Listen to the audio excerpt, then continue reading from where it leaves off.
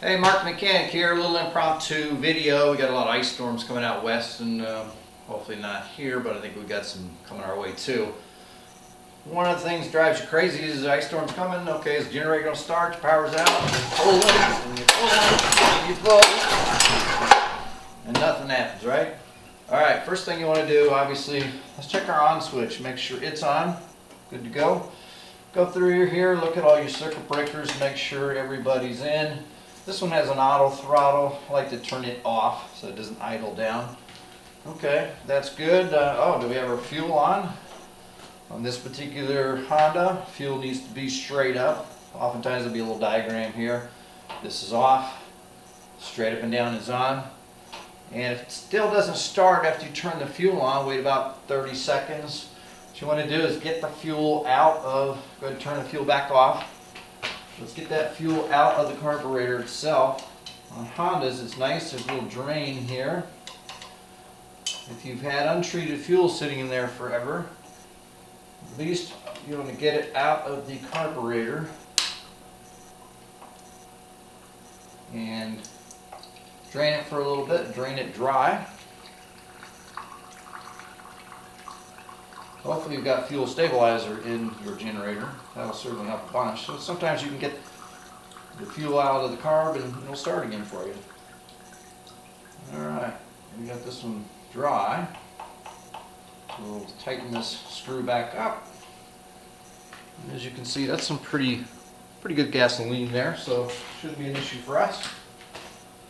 Now, say we turn our fuel back on and it still doesn't start. A little bit of starting fluid. Don't go crazy on the starting fluid. Too much, you have a big bang theory. So you simply pull off the cover, take out the air filter, open the choke. On this one, the choke is kind of an auto choke on this one, so we're just going to put a couple of squirts right into the butterfly itself. And that's going to help assist to get that going and get the engine to start.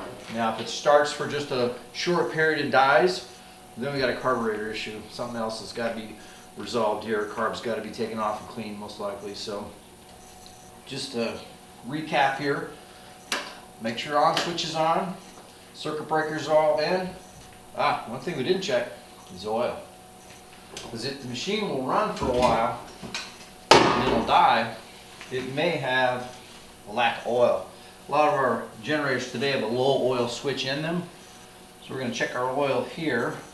And on Honda, you've seen a video of mine before, you simply dip it, you don't screw it in, you dip it to the thread stop, and then check our oil level. And this one is good. You want it pretty high up on the actual dipstick itself on a Honda. Now, this generator is not completely level, so it's kind of telling me a little bit less oil than should be in here. As you can see, it's leaning this way. Make sure it's good and level when you measure it. So, oil check, on switch. We got our fuel on, and we've drained the bowl there. We turn back on the fuel, let the fuel fill up about 15 seconds, 30 seconds, and then try to start it again. Oftentimes just getting that fuel out of the bowl is enough to get this thing started and going again. So hopefully that gets your generator going. The power goes out, ice storm, snowstorm, windstorm, whatever, and you have power to back up everything you need, your refrigerators, your freezers, you know, this time of year, heaters, this kind of stuff's important. So check those little tips and hopefully that gets you going.